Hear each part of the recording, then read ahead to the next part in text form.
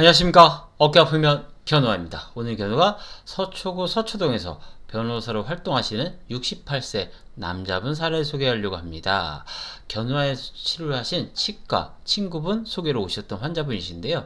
60대 후반임에도 불구하고도 상당히 정력적인 활동을 하셔서 그런지 50대 중후반 정도로 보이는 멋진 변호사분이셨습니다. 6, 7년 전부터 목, 오른 어깨, 팔에 통증이 생겼습니다. 최근에 오른 목덜 및 팔 양쪽 겨드랑이로 뻐근하면서 저런 증상이 심해졌습니다. 정형외과에서 치료를 했는데 처음에는 하다가 불편함이 남았습니다. 4개월 전엔 대형병원에 가서 MRI 검사상 목 디스크 진단을 받았고 주사, 도수 치료 등을 받았는데 치료는 잘 되었다고 한데도 양 겨드랑이로 해서 뻐근하고 하면서 결리고 저린 듯한 느낌이 있어서 자꾸 신경이 쓰이고 스트레스를 받는다고 하셨습니다. 주무르거나 마사지를 하면 잠시 좋아진 듯 하지만 조금 있으면 다시 나빠져서 일에 집중을 할 수 없다고 하시면서 견우아에 내원하셨습니다. 대부분 이제 환자 중 일부는 목 디스크와 이렇게 근막 통증이 같이 있는 경우들이 있었어요. 환자분도 자세히 보니까 목 디스크 말고 근막 통증이 같이 있으셨더라고요. 목 디스크는 잘 치료가 되셨는데 근막 통증 부분이 남으셔서 계속 불편함이 유발하셨던 것 같습니다. 그리고 환자분께서는 양 겨드랑이로 뻐거나 결린 느낌이 있었고 심지어 잡아보면 몽골이 잡힌 게 잡히는 것 같다는 느낌까지 말씀하셨어요. 근데 제가 외관성으로 보기에도 별다른 이상이 없었고 환자분이 혹시나 하는 마음에 양 겨드랑이 초음파도 해보셨다고 하시더라고요. 근데 별다르게 나오지 않았다고 하시더라고요. 근막 통증 중 일부 환자에서 보면은 그런 몽우리가 잡힌다 이런 환자분도 있거든요. 진짜 잡히는 사람도 있어요. 그런데 초음파 검사를 했는데 전혀 없는 환자분들도 있어요. 그런 경우 뭐냐면 근육이 경결되면서 뭉치면서 생긴 일시적인 현상으로 대부분 근막 통증 기운이 좋아지면 대부분 자연 소실되는 편입니다. 치료 후기 살펴보겠습니다. 진작 견우아에 올 걸 그랬어요. 제가 나이는 있어도 바늘 공포증이 있어 침을 두려워합니다. 그래서 한의원은 질색하는데 치과 친구가 맞을만 한다고 해서 왔는데 실제로 맞아보니 아프지도 않고 힘들지 않았어요. 견우아는 소개글에 보면 자침을 돌리고 뺀다고 하지만 침 자체도 얇고요. 자극 자체가 없어서 심지어는 어떤 분들은 벌써 끝났어요 하는 분들도 계십니다. 어떤 때는 맞았는지도 모를 정도였습니다. 치료 열심히 받고 주의사항 잘 따랐더니 한 주 한 주 좋아지게 느껴져서 열심히 치료받을 수 있었습니다. 환자분께서 니들 포비아도 있었지만 환자분의 증상에 맞게 저희 치매 강도도 조절하고 있고요. 환자분께서 이렇게 만족할 만한 후기를 남겨주시된 견우도 상당히 고마운 마음입니다.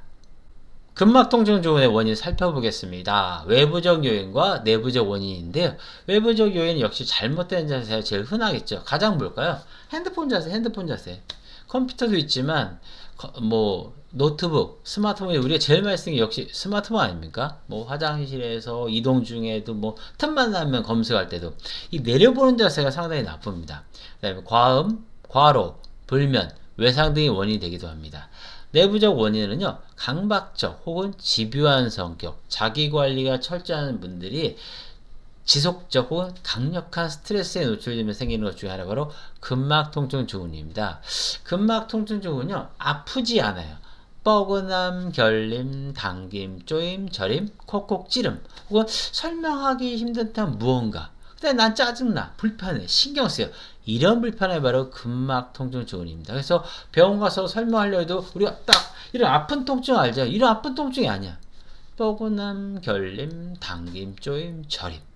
이런 거라면 근육통이 아닌 근막 통증일 수 있어요. 그래서 이런 통증은 막 아픈 게 아니다 보니까 몇 달 됐어요, 2, 3년 됐어요, 10년 됐어요, 20년 됐어요, 이런 거 상당히 많습니다. 그래서 대부분 이제 목 어깨 시작하시다가 날개 축지, 날개뼈, 서해부, 엉덩이, 흉쇄들근, 쇄골, 겨드랑이 이런 쪽으로 쭉쭉 퍼져나간 경향이 있습니다. 꼭 거기에만 있는 게 아니고요.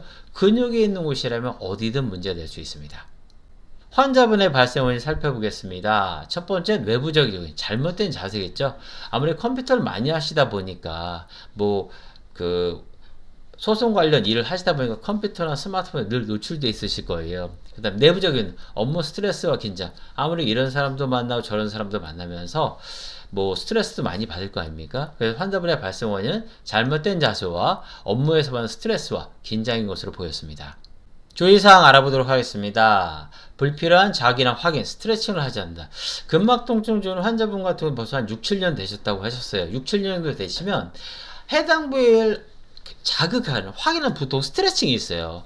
뭐 이 환자분도 계속 이렇게 하시는 게 있었거든요. 겨드랑이에 있으니까 뭐 이렇게 할 수도 있고 뭐 두드려 볼 수도 있고 다양한 방법이 있겠죠. 그래서 근막 통증 주근이 오래되면, 특정 부위에 특히 오래되면 그 부위를 자극하는, 확인하는 자기만의 확인법이 있는데 그런 것들을 하지 않는 게 좋습니다.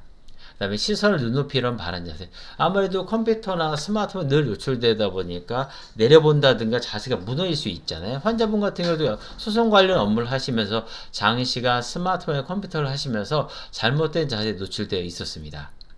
치료 방법 살펴보도록 하겠습니다. 양 겨드랑이 근육을 풀어주면서 불필요한 자극을 조심하고 잘못된 자세와 생활 습관을 교정하면서 근막 주변의 기혈순환을 촉진시키며 원기를 끌어올려 근막의 정상 회복을 도와주고 심장의 화를 다스려 심신의 조화를 추구하면 도통과 괴로움에서 벗어날 수 있습니다. 견우의 방송을 보시다 보면 많이 느끼실 텐데요. 저는 증상에 맞는 주의사항이 가장 중요하다고 생각해요. 환자분도 역시 양 겨드랑이 불편하게 자꾸 이런 거라든가 막 자꾸 두드리고 마사지 이런 것들이 있었거든요. 근막 통증 주고는 해당 부위를 자극하면 되지 않아요. 근막 통증 주고는 근육통과 달라. 근육통은 해당 부위를 자극하거나 마사지, 스트레칭을 하면 할수록 좋아져요. 이건 눈물에 나와 있어요. 하지만 근막 통증 주고는 근육을 싸고 있는 근막의 통증 유발점이 잡히면 생기는 거기 때문에 여러분이 거기 때 두드리거나 마사지 자극을 하면 일시적으로 그 자극에서 좋아질지 모르지만 그 자극의 강도와 세기, 횟수는 점점 증가할 겁니다. 그러면서 점점 퍼지게 될 거예요. 근막 통증 주근 부위를 절대 자극하거나 마사지 하는 게 좋고요. 그러면 무조건 참냐? 참으면 좋지. 그러나 그럴 수 없다면 해당 부위에 아이스팩을 해보세요. 통증과 저림의 아이스팩을 10분에서 20분에 하루에 두세 번, 세네 번 하시는 걸 추천해 드립니다. 한번 해보시면서 하면 많은 도움을 받으실 거고요. 특히 근막 통증 중 힘들다고 해서 뭐 술에 의존한다든가 커피에 의존한 이런 것들은 되게 나빠요. 술이나 커피를 마시게 되면 술 때문에 통증이 더 심해지게 되고요. 커피를 마시게 되면 잠을 못 자면서 증상이 더욱 심해지는 경우가 많습니다. 그래서 해당 부위를 만지거나 마사지하지 않고 술이나 커피 같은 카페인 음료 등을 조심하는 게 좋습니다. 그리고 손이 가거나 아프시면 급여를 절대 만지거나 마사지하기보다는 아이스팩을 10분에서 20분 하루에 두세 번, 세네 번 하는 걸 추천합니다. 6, 7년간이나 고생하셨던 근막통증이셨지만 변호사와 환자분의 적극적인 협조와 치료 덕분에 빠른 치료가 가능했습니다. 새로운 치료에 도전하셔야 새로운 결과, 좋은 결과를 얻기 마련입니다. 견우가 소개하는 좋은 치료 후기가 다른 분의 이야기로 생각하지 마세요. 바로 여러분의 이야기가 될 수 있습니다. 건강하세요.